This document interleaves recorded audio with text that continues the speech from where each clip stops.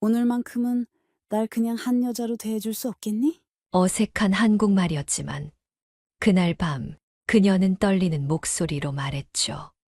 순간 제 심장은 미친 듯이 뛰기 시작했고 눈물 어린 그녀의 간절한 눈빛을 애써 외면할 수 없었습니다. 결국 저는 넘지 말아야 할 선을 넘어버리고 말았고 그 이후 우리 삶은 완전히 달라졌습니다. 이 금지된 선택이 어떤 파국을 불러올지, 그리고 우리 두 사람에게 기다리고 있는 결말은 무엇일지 지금부터 여러분이 상상조차 못한 충격적인 이야기를 들려드리겠습니다. 본격적으로 시작하기 전에 영상 오른쪽 아래 구독과 좋아요 잊지 마세요. 모두 무료입니다. 그럼 제 얘기를 해보겠습니다. 사랑과 금기의 경계는 어디일까요? 이 질문을 던지는 제 이름은 민수라고 합니다. 올해로 25살이 되었고 지금 여러분께 들려드리려는 이야기는 아마도 상상조차 못하신 충격적인 경험담일 거예요. 하지만 한 가지 분명한 건 그날 이후 저와 그 사람의 삶은 영원히 바뀌어 버렸다는 사실입니다. 아니면 그저 외로움이 만들어낸 착각일까요? 저는 지금까지도 그 답을 찾지 못하고 있어요. 때로는 제가 한 선택이 용감한 결정이었다고 생각하기도 하고, 때로는 돌이킬 수 없는 죄를 저질렀다고 후회하기도 해요. 제 이야기는 평범한 연애담과는 다릅니다. 사회의 시선과 도덕적 잣대, 그리고 혈연관계라는 무거운 굴레 속에서 벌어진 일이거든요. 어떤 분들은 제 이야기를 듣고 분노할 수도 있고, 어떤 분들은 이해할 수도 있을 거예요. 하지만 저는 거짓 없이 솔직하게 말씀드리려 해요. 그날 밤 거실의 어둠 속에서 저는 결국 넘지 말아야 할 선을 넘어버렸습니다. 그리고 그 선택이 불러온 후폭풍은 상상했던 것보다 훨씬 더 큰 파장을 몰고 왔어요. 친척들의 손가락질, 이웃들의 수근거림, 그리고 무엇보다 제 마음속 깊은 곳에 자리 잡은 죄책감까지 모든 것이 저희를 짓누르기 시작했죠. 하지만 그 모든 고통 속에서도 저는 한 가지만큼은 확신할 수 있었어요. 제가 느낀 감정이 거짓이 아니었다는 것, 그리고 그 사람도 마찬가지였다는 사실을요. 비록 세상 모든 사람이 저희를 욕하고 손가락질해도 그 순간만큼은 진심이었거든요. 지금부터 여러분께 들려드릴 이야기는 제가 실제로 겪은 일입니다. 어떤 결말이 저희를 기다리고 있을지, 그리고 이 선택이 과연 올바른 것이었는지 끝까지 들어주시고 여러분의 솔직한 생각을 댓글로 남겨주세요. 도덕과 사랑, 책임과 행복 사이에서 흔들리는 한 남자의 이야기를 지금 시작하겠습니다. 제가 살던 곳은 수원 장안구의 오래된 아파트 단지였어요. 벽지가 누렇게 바랜 지 오래된 곳이었지만 아버지와 단둘이 살기에는 충분했죠. 그런데 어느 날 아버지가 집에 낯선 여자를 데려오셨습니다. 교회에서 알게 된 지인의 소개로 만나게 된 분이라고 하시더군요. 민수야, 인사해라. 이분이 너의 새 엄마가 되실 리하다. 아버지의 말에 저는 순간 귀를 의심했어요. 제 앞에 서 있는 그 여자는 놀랍게도 저와 비슷한 나이로 보였거든요. 필리핀에서 온 리아라는 분이었는데 겨우 25살이었어요. 안녕하세요. 제 이름은 리아예요. 앞으로 잘 부탁드려요. 그녀는 수줍게 고개를 숙이며 어눌한 한국어로 인사를 건넸습니다. 억지로 미소를 지으며 답했지만 속은 뒤죽박죽이었어요.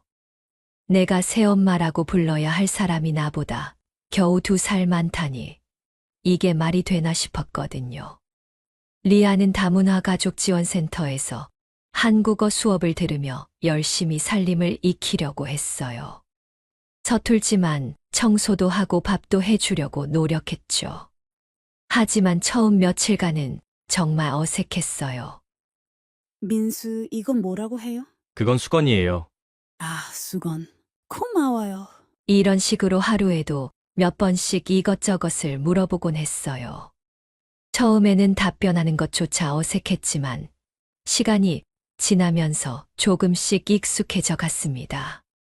하지만 집안 분위기는 여전히 어딘가 어색하고 팽팽했어요. 리아가 부엌에서 밥을 하거나 빨래를 널 때면 저는 괜히 방 안에 들어가 있곤 했어요. 같은 공간에 있으면서도 어떻게 대해야 할지 몰랐거든요. 새엄마라고 부르기에는 너무 어리고 그렇다고 누나라고 하기에도 애매한 관계였으니까요. 며칠이 지나자 리아는 점점 집안일에 익숙해져 갔어요. 아침마다 일찍 일어나 밥을 짓고 반찬을 준비했죠.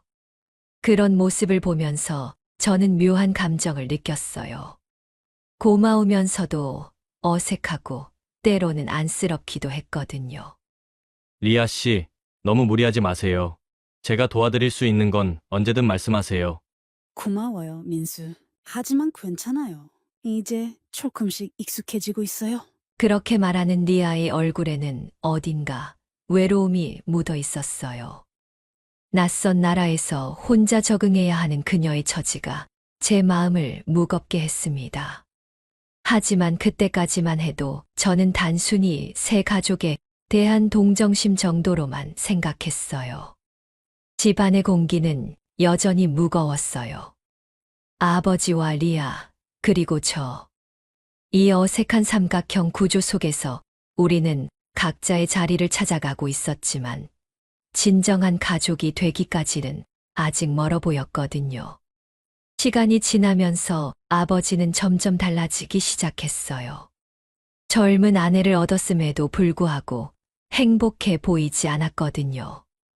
오히려 예전보다 더 많은 술을 드시기 시작하셨죠. 외로움을 달래기 위해 마시던 술이 이제는 다른 이유로 변해가고 있었어요. 리아야, 너 왜 맨날 그런 눈으로 날 보는 거야? 술에 취한 아버지가 리아에게 화를 내기 시작했어요. 사소한 일에도 예민하게 반응하시더군요. 리아가 조금만 늦게 대답해도 밥상을 조금만 늦게 차려도 짜증을 내셨어요. 저는 그런 적 없어요. 그냥 술 좀 줄이셨으면 해서 말한 거예요. 리아는 당황한 얼굴로 고개를 저었지만 아버지의 화는 쉽게 가라앉지 않았어요. 밤마다 이런 일이 반복되면서 집안 분위기는 점점 더 무겁게 가라앉았습니다. 저는 방에서 이런 소리들을 들으며 가슴이 답답해졌어요. 리아가 혼자서 감당하기에는 너무 힘든 상황이었거든요. 낯선 나라에서 의지할 사람도 없는데 남편마저 자꾸 화를 내니 얼마나 외로웠을까요? 어느 날 밤 거실에서 둔탁한 소리가 들렸어요. 놀라서 나가보니 리아가 바닥에 주저앉아 있었고 팔에는 멍이 들어 있었어요. 아버지는 화가 난 듯 얼굴이 벌겋게 달아올라 있었죠. 내가 뭐가 부족해서 필리핀에서 건너온 너한테 이런 수모를 당해야 하는 거야? 리아는 울먹이며 대답했어요. 제가 뭘 잘못했다는 거예요. 당신이 술 너무 많이 마시는 거잖아요. 그 순간 제 안에서 무언가가 끌어올랐어요. 아버지를 직접 말릴 수는 없었지만 울고 있는 리아를 그냥 둘 수는 없었거든요. 방으로 들어온 리아의 팔에 약을 발라주며 조용히 말했습니다. 리아 씨, 너무 속상해하지 마세요. 아버지가 요즘 많이 힘드셔서 그래요. 리아는 눈물을 닦으며 힘없이 웃었어요. 민수, 그래도 네가 이렇게 말해주니까 조금은 괜찮아. 그날 이후 저는 리아를 대하는 마음이 완전히 달라졌어요. 처음에는 새엄마라는 사실이 어색하고 불편했지만 이제는 그녀가 겪는 외로움과 슬픔이 제 마음에 깊이 파고들었거든요. 그리고 그 감정이 점점 다른 방향으로 변해가고 있다는 걸 저 스스로도 느끼고 있었어요. 아버지의 술 주정이 심해질수록 저는 리아를 더 자주 챙기게 되었어요. 멍든 곳에 약을 발라주고 울고 있을 때 위로의 말을 건네며 한국어 공부를 도와주기도 했죠. 그런 시간들이 쌓이면서 저는 깨닫기 시작했어요. 제 눈앞에 있는 건 더 이상 새엄마가 아니라 한 사람으로서의 리아였다는 것을요. 외롭고 상처받은 한 여자의 모습이었어요. 그리고 그 순간부터 제 마음 속에서는 설명하기 어려운 감정들이 자라나기 시작했습니다. 그런 날들이 계속되던 어느 새벽이었어요. 평소처럼 술에 취해 늦게 들어오신 아버지가 갑자기 거실에서 쓰러지셨어요. 얼굴이 누렇게 변해 있었고 숨소리도 가빠지고 있었죠. 저는 급하게 119를 불렀고 리아와 함께 병원으로 향했습니다. 의사 선생님이 침통한 표정으로 말씀하셨어요. 거듭된 음주로 인한 급성 간경화라고 하시더군요. 이미 상태가 너무 악화되어 있어서 할 수 있는 게 많지 않다고 했어요. 그리고 며칠 뒤 아버지는 결국 병원에서 숨을 거두셨습니다. 민수야, 아버지가 이렇게 갑자기 가실 줄 몰랐어. 리아는 영안실 앞에서 눈물을 흘리며 말했어요.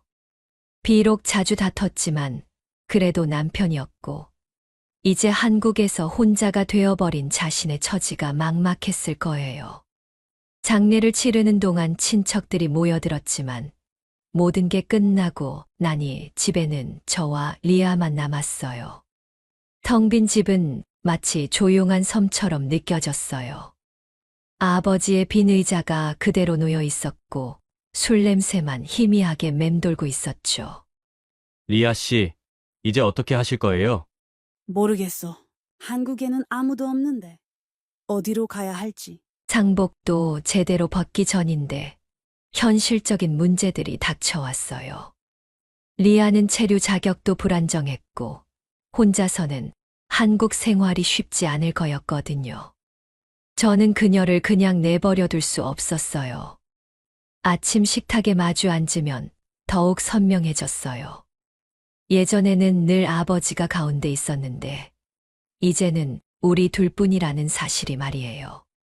숟가락 소리만 달그락거리는 침묵 속에서 서로의 존재가 더 크게 느껴졌습니다. 며칠 동안 어색한 동거가 이어졌어요. 하지만 그 공허한 공간 속에서 오히려 서로를 더 깊이 의식하게 되었어요. 리아가 부엌에서 설거지를 하는 소리, 복도를 걸어가는 발소리, 작은 한숨 소리까지도 제 귀에 선명하게 들렸거든요. 어느 저녁 제가 공부를 하다가 물을 마시러 부엌에 나갔어요. 리아가 혼자 식탁에 앉아 창밖을 멍하니 바라보고 있었죠. 그 모습이 너무 외로워 보여서 옆에 앉았어요. 많이 힘드시죠? 응, 너무 조용해. 혼자 있으니까 더 무서워. 그 순간 리아의 손이 제 손 위에 살며시 올려졌어요. 차가운 손끝에서 떨림이 전해져 왔고 저도 모르게 그 손을 꼭 잡았습니다. 한참 동안 말없이 그렇게 앉아 있었는데 갑자기 집안의 공기가 달라진 것 같았어요. 아버지가 떠난 빈자리는 컸지만 그만큼 우리 사이의 거리는 가까워졌어요. 더 이상 새엄마와 아들이라는 이름으로는 설명할 수 없는 무언가가 우리 사이에 자리 잡기 시작했습니다. 조용한 섬 같은 집에서 우리는 서로만을 바라보게 되었어요. 그렇게 시간이 흘러가면서 우리만의 일상이 만들어졌어요. 아침에는 함께 장을 보러 나가고 돌아와서는 반찬을 나누어 먹었죠. 저녁마다 리아의 한국어 숙제를 봐주는 것도 자연스러운 일과가 되었어요. 민수, 이 문장 맞게 썼어? 네, 잘 쓰셨어요. 발음도 많이 좋아지셨네요. 고마워. 너 덕분에 한국어가 늘고 있어. 이런 소소한 일상들이 쌓여가면서 저는 점점 혼란스러워졌어요. 처음에는 단순히 새 가족을 도와주는 마음이었는데 언제부턴가 리아를 바라보는 제 시선이 달라지고 있었거든요. 그녀의 미소를 보면 가슴이 뛰었고 우연히 손이 스치기라도 하면 전기가 흐르는 듯한 느낌이 들었어요. 리아도 마찬가지였나 봐요. 어느 날 저녁 함께 TV를 보다가 그녀가 조심스럽게 제 어깨에 기대왔어요. 그 순간 저는 알았어요. 이 감정이 단순한 연민이 아니라는 걸 말이에요. 하지만 동시에 죄책감도 몰려왔어요. 이게 과연 옳은 일인가 하는 생각이 머릿속을 맴돌았거든요. 아버지가 돌아가신 지 얼마 되지도 않았는데, 그리고 무엇보다 리아는 제 새엄마였으니까요. 민수야, 나도 이게 맞는 건지 모르겠어. 어느 날 밤, 리아가 눈물을 글썽이며 말했어요. 그 표정에서 저와 같은 고민을 하고 있다는 걸 알 수 있었죠. 우리는 서로를 향한 마음을 부정할 수 없었지만, 동시에 이 감정이 가져올 결과를 두려워하고 있었어요. 경계를 지키려는 의지와 서로를 향한 끌림 사이에서 우리는 매일 줄다리기를 했어요. 가까워지다가도 다시 거리를 두고 멀어지다가도 다시 서로를 찾았죠. 그런 날들이 몇 주간 계속되었어요. 하지만 결국 그날 밤이 왔어요. 비가 억수같이 내리던 날이었는데 정전이 되어서 집안이 어둠에 잠겼어요. 촛불을 켜고 나란히 앉아 있는데 갑자기 리아가 제 손을 잡더군요. 민수야, 이제 더 이상 참을 수 없어. 그 순간 저도 모든 걸 내려놓았어요. 경계도 도덕적 판단도 모든 걸 잊고 그녀를 끌어안았습니다. 그 밤 우리는 결국 넘지 말아야 할 금기를 깨고 뜨거운 사랑을 나누었어요. 그 밤, 우리는 결국 서로를 향한 마음을 더는 숨길 수 없었습니다. 아버지가 떠난 뒤부터 집안에 들이운 공허와 고독이 우리를 점점 더 가까이 밀어넣었고, 금기의 선을 넘는다는 걸 알면서도 오랫동안 눌러왔던 감정이 한꺼번에 터져 나왔죠. 조용한 방 안, 작은 숨소리마저 크게 울려 퍼지는 고요 속에서 우리의 손끝은 떨리며 얽히기 시작했습니다. 차갑던 손길이 점점 따뜻해지고 그 온기가 온몸으로 번져가면서 마치 오래된 외로움이 서서히 녹아내리는 듯 했어요. 시선이 마주칠 때마다 심장이 미친 듯이 뛰었고 가까워질수록 숨조차 제대로 쉴 수 없을 만큼 긴장과 갈망이 뒤섞였습니다. 어깨에 기대던 머리는 곧 서로의 품으로 파고들었고 아무 말 없이도 우리는 서로가 무엇을 원하는지 알 수 있었습니다. 말로 다 할 수 없는 외로움과 그리움, 그리고 멈출 수 없는 끌림이 한순간에 폭발하듯 우리를 묶어버렸죠. 그건 단순한 위로나 순간적인 동정이 아니었습니다. 마치 세상에 단둘만 남은 듯 서로를 붙잡지 않으면 곧 사라져버릴 것 같은 두려움 속에서 우리는 뜨겁게 매달렸습니다. 그 순간만큼은 죄책감도 세상의 시선도 친척들의 비난도 모두 사라지고 오직 우리 둘만 존재했어요. 서로의 청과 심장 소리에 취해 이 관계가 어떤 대가를 부르든 상관없을 만큼 강렬하고 벗어날 수 없는 사랑의 소용돌이에 휘말려 버린 겁니다. 그 이후로 우리의 관계는 완전히 달라졌어요. 죄책감과 행복감이 동시에 몰려왔지만 이미 돌이킬 수 없는 선을 넘어버린 후였죠. 우리는 서로를 향한 진심을 더 이상 숨길 수 없게 되었어요. 여러분은 이런 저희의 선택을 어떻게 생각하시나요? 혹시 비슷한 경험이나 고민이 있으셨다면 댓글로 나누어 주세요. 그리고 이 이야기가 궁금하시다면 구독과 좋아요, 알림 설정도 부탁드려요. 앞으로 더욱 충격적인 전개가 기다리고 있거든요. 그날 밤 이후 우리의 비밀스러운 관계가 시작되었지만 동시에 불안함도 커져갔어요. 처음에는 아무도 모를 거라고 생각했는데 며칠 뒤부터 이상한 신호들이 감지되기 시작했거든요. 엘리베이터에서 이웃 아주머니와 마주쳤을 때였어요. 평소라면 가볍게 인사하고 지나갔을 텐데 그날은 뭔가 달랐어요. 아주머니의 시선이 저와 리아를 번갈아 보며 의미심장하게 머물렀죠. 그리고 작은 목소리로 중얼거렸어요. 요즘 저 집 좀 이상해 보이네. 그 말이 제 귀에 생생하게 들렸어요. 리아도 눈치채고 있었나 봐요. 엘리베이터에서 내린 후 그녀가 불안한 표정으로 제게 속삭였거든요. 민수야, 사람들이 눈치챈 것 같아. 어떡하지? 괜찮아요. 그냥 넘겨짚는 거일 거예요. 하지만 저도 속으로는 불안했어요. 며칠 뒤 더 확실한 신호가 왔거든요. 같은 단지에 사는 대학 동기가 저에게 이상한 이야기를 전해왔어요. 단지 단톡방에서 우리 집에 대한 소문이 돌고 있다는 거였죠. 확인할 수 없는 소문들이 하나둘씩 퍼지기 시작했어요. 저 집 아들이랑 새엄마가 너무 가깝다.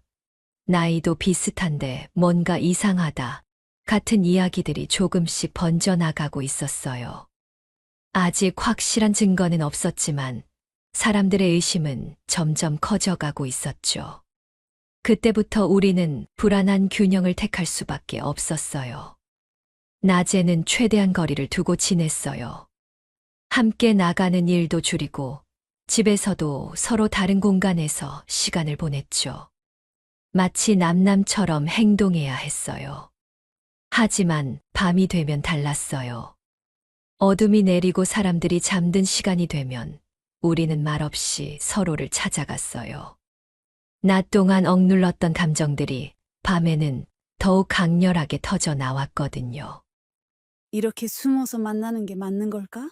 어느 날 밤, 리아가 제 품에서 작은 목소리로 물었어요. 저도 같은 생각을 하고 있었지만 달리 방법이 없었어요. 우리의 관계가 세상에 드러나는 순간 모든 게 끝날 거라는 걸 알고 있었거든요. 매일이 줄타기 같았어요.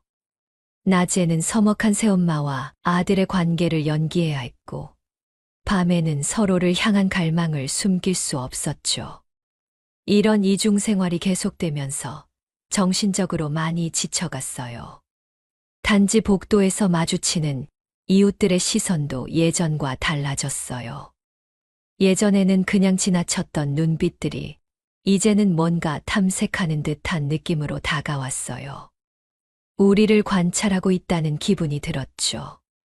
하지만 그런 불안함 속에서도 우리는 서로를 놓을 수 없었어요. 오히려 숨어야 한다는 상황이 우리의 관계를 더 간절하게 만들었거든요. 몰래 만나는 순간들이 더욱 소중하게 느껴졌어요. 그렇게 아슬아슬한 균형을 유지하며 지내던 중 결국 터질 일이 터지고 말았어요. 우리가 아무리 조심했어도 결국 들킬 수밖에 없는 순간이 다가오고 있었거든요. 그리고 그 순간은 예상보다 훨씬 빨리, 그리고 예상보다 훨씬 큰 충격과 함께 찾아왔어요. 아버지 기일이 한 달 뒤로 다가오던 어느 날이었어요. 평소처럼 조용한 오후를 보내고 있는데 갑자기 현관문이 열리는 소리가 들렸어요. 저는 깜짝 놀라서 거실로 나갔는데 숙모가 손에 반찬통을 들고 서 있었어요. 숙모는 작은 아버지의 배우자로 평소에도 가끔 반찬을 가져다 주시곤 했어요. 하지만 이날은 미리 연락도 없이 갑자기 오신 거였죠. 그리고 그 타이밍이 최악이었어요. 어머, 민수야. 집에 있었구나. 반찬 좀 가져왔는데. 숙모가 말을 하다가 갑자기 멈췄어요. 거실 소파에서 리아가 제 어깨에 이마를 기대고 울고 있는 모습을 본 거였거든요. 그날 리아가 한국어 시험에서 떨어져서 속상해하고 있었는데 제가 위로해주고 있던 참이었어요. 하지만 숙모의 눈에는 그 모습이 전혀 다르게 보였나 봐요. 얼굴이 순식간에 굳어지더니 반찬통을 탁 하고 식탁에 내려놓으셨어요. 이게 도대체 무슨 짓이야? 숙모의 목소리가 집안을 뒤흔들었어요. 리아는 깜짝 놀라 제게서 떨어져 나갔고 저는 아무 말도 하지 못한 채 얼어붙었어요. 상황을 설명하려고 했지만 숙모는 들으려 하지 않았어요. 이건 집안을 욕보이는 일이야. 내 아버지가 돌아가신 지 얼마나 됐다고 벌써 이런 짓을 하고 있어? 숙모, 오해예요. 저희는 그런 사이가 아니에요. 오해라고? 내가 본 게 오해라는 거야? 아들과 새엄마가 저렇게 붙어 있는 게 정상이라고 생각해? 아무리 해명해도 숙모는 믿으려 하지 않았어요. 오히려 더 화를 내며 소리를 질렀죠. 그 소리는 복도까지 울려 퍼졌고 이웃들이 문 밖으로 나와 구경하기 시작했어요. 그날 이후 모든 게 달라졌어요. 숙모는 집으로 돌아가자마자 친척들에게 연락을 돌렸고 그 이야기는 삽시간에 친척 단톡방으로 퍼져나갔어요.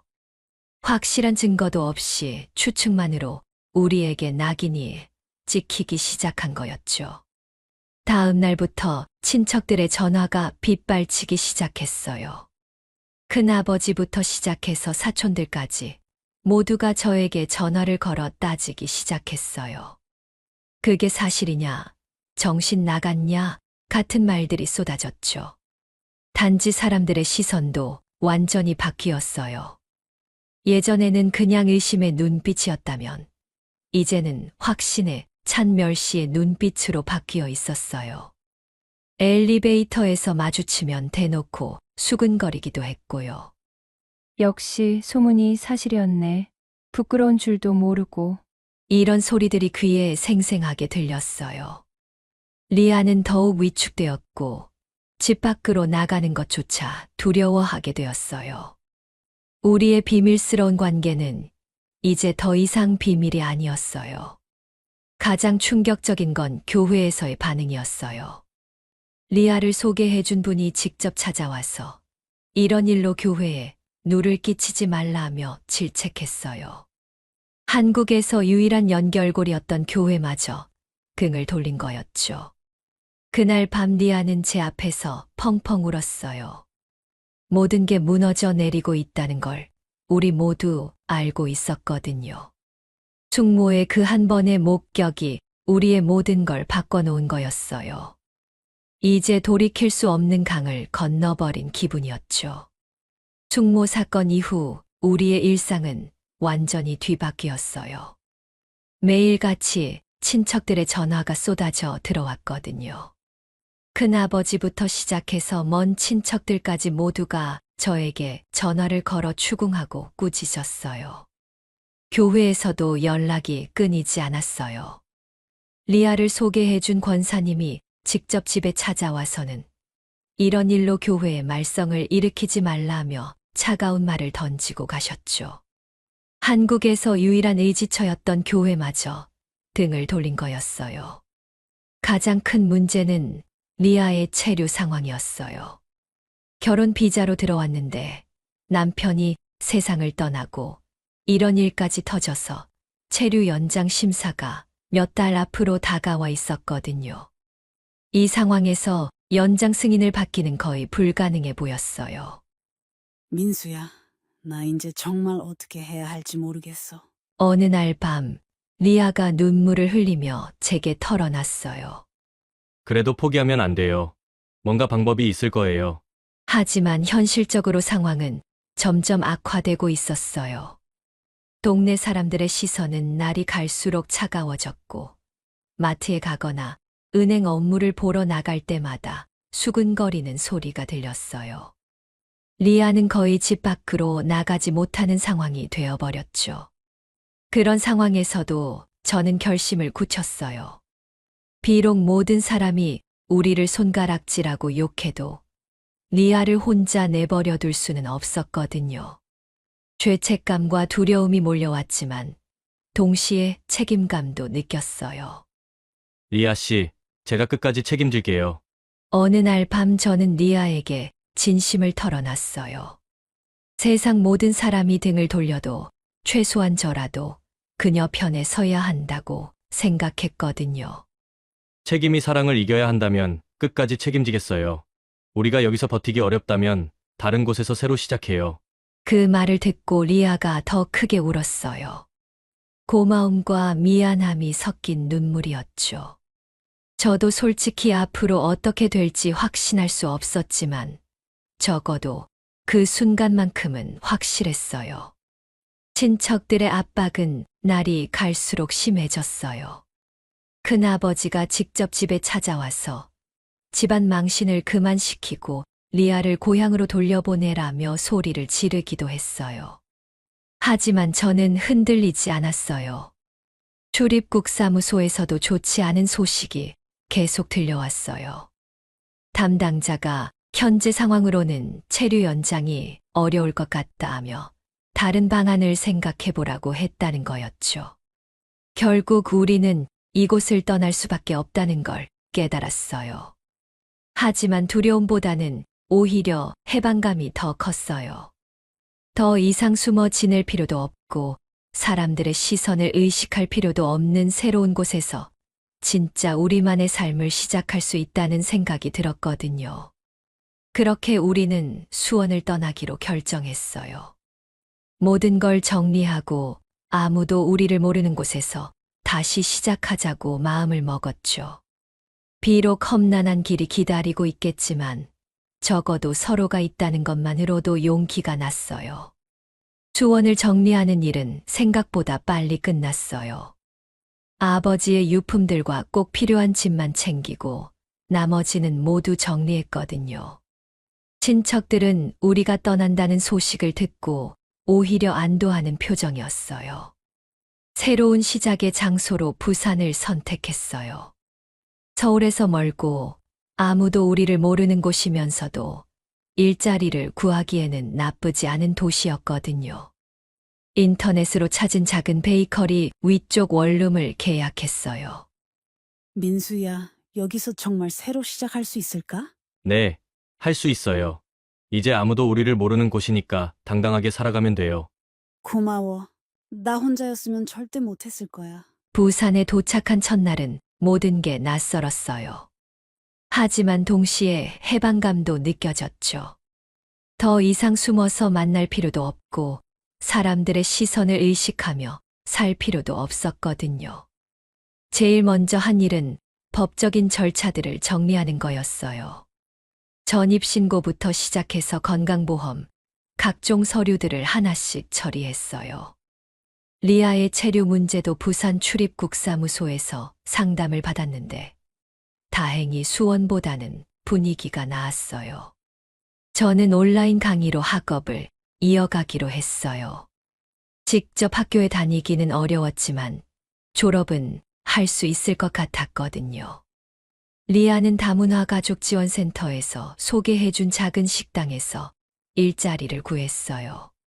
처음에는 모든 게 어색했어요. 새로운 동네, 새로운 사람들, 새로운 일상이었거든요. 하지만 시간이 지나면서 점점 적응해 나갔어요. 무엇보다 서로 숨기지 않고 당당하게 함께 살 수 있다는 게 큰 위로가 되었죠. 베이커리 사장님은 친절한 분이셨어요. 우리가 신혼부부라고 소개했는데 의심하지도 않으시고 오히려 잘해주셨거든요. 가끔 빵도 나눠주시고 생활에 필요한 정보들도 알려주셨어요. 리아는 점점 밝아졌어요. 수원에서는 늘 위축되어 있었는데 부산에 와서는 웃음이 많아졌거든요. 새로운 일자리에도 잘 적응했고 동료들과도 좋은 관계를 맺어가고 있었어요. 저도 마찬가지였어요. 온라인으로 듣는 강의는 처음에는 어색했지만 집중하기에는 오히려 더 좋았어요. 과제도 충실히 하고 시험도 잘 치렀거든요. 졸업까지는 1년 정도 남아 있었어요. 생활적인 면에서도 하나씩 안정되어 갔어요. 통장도 만들고 휴대폰도 새로 개설하고 각종 보험도 가입했어요. 리아의 체류 문제도 차근차근 해결해 나가고 있었죠. 무엇보다 좋은 건 더 이상 숨어 살지 않아도 된다는 거였어요. 동네 사람들 앞에서도 자연스럽게 함께 다닐 수 있었고, 마트에서 장을 볼 때도 부부처럼 행동할 수 있었어요. 물론 쉽지만은 않았어요. 경제적으로도 빠듯했고 가끔은 고향이 그립기도 했거든요. 하지만 서로가 있다는 것만으로도 충분했어요. 새로운 도시에서 조용하지만 확실한 우리만의 삶을 만들어가고 있었어요. 부산에서의 새로운 삶이 시작된 지 벌써 몇 달이 지났어요. 조용하고 평범한 일상 속에서 우리는 나름대로 안정을 찾아가고 있었죠. 하지만 가끔씩 이런 생각이 들 때가 있어요. 과연 제가 한 선택이 옳은 것이었을까 하는 의문 말이에요. 이 선택은 사랑일까요? 무책임일까요? 솔직히 저도 아직 확답을 내리지 못하겠어요. 어떤 날은 리아와 함께 웃으며 밥을 먹을 때 이게 바로 행복이구나. 하는 생각이 들어요. 하지만 또 어떤 날은 아버지의 사진을 보며 내가 정말 돌이킬 수 없는 실수를 한 건 아닐까? 하는 죄책감이 밀려오기도 해요. 리아도 마찬가지인 것 같아요. 때로는 밝게 웃지만 가끔 멍하니 창밖을 바라보며 깊은 생각에 잠기는 모습을 보면 그녀도 우리의 선택에 대해 복잡한 마음을 가지고 있다는 걸 알 수 있어요. 새로운 환경에 적응해 가면서도 여전히 마음 한편에는 불안감이 자리 잡고 있는 거죠. 도덕적으로 보면 분명 문제가 있는 관계예요. 세상의 기준으로는 용납될 수 없는 일이겠죠. 하지만 책임이라는 관점에서 보면 어떨까요? 리아를 혼자 내버려 두고 저 혼자만 편안하게 사는 게 더 도덕적인 선택이었을까요? 행복이라는 기준으로 보면 또 다른 이야기가 되어요. 수원에서 사람들의 시선을 피해 숨어 살던 때보다는 지금이 훨씬 마음 편하거든요. 서로에게 솔직할 수 있고 미래에 대한 계획도 세울 수 있어요. 하지만 앞으로 우리가 마주하게 될 현실들이 만만치 않다는 것도 알고 있어요. 경제적인 문제, 사회적 시선, 그리고 무엇보다 리아의 법적 지위 문제까지 해결해야 할 과제들이 산더미처럼 쌓여 있어요. 관계의 변화도 계속 지켜봐야겠어요. 지금은 서로에게 의지하며 살고 있지만 시간이 지나면서 우리의 감정이나 상황이 어떻게 달라질지 아무도 모르잖아요. 진짜 사랑이었는지 아니면 그냥 외로움이 만들어낸 착각이었는지는 시간이 지나야 알 수 있을 것 같아요. 가끔 리아와 이런 이야기를 나누기도 해요. 우리가 하고 있는 게 정말 맞는 일일까? 라고 물으면 그녀도 모르겠어. 하지만 지금 이 순간만큼은 후회하지 않아. 라고 대답해요. 과연 우리의 선택이 올바른 것이었는지 아니면 더 큰 시련이 기다리고 있는지 궁금하지 않으세요? 여러분은 어떻게 생각하시나요? 도덕과 책임, 그리고 행복 사이의 경계선은 어디에 있다고 보시는지 정말 궁금해요. 비슷한 상황에 처한다면 여러분은 어떤 선택을 하실 건가요? 댓글로 솔직한 생각을 남겨주세요. 비판적인 의견도 좋고 이해한다는 의견도 좋아요. 모든 관점에서 이 이야기를 바라볼 수 있었으면 좋겠어요. 그리고 이런 깊이 있는 이야기가 계속 궁금하시다면 구독 버튼과 좋아요도 눌러주세요. 알림 설정까지 해두시면 다음 편 소식을 가장 빨리 받아보실 수 있어요. 다음 편에서 더욱 현실적이고 솔직한 이야기로 찾아뵐게요. 감사합니다.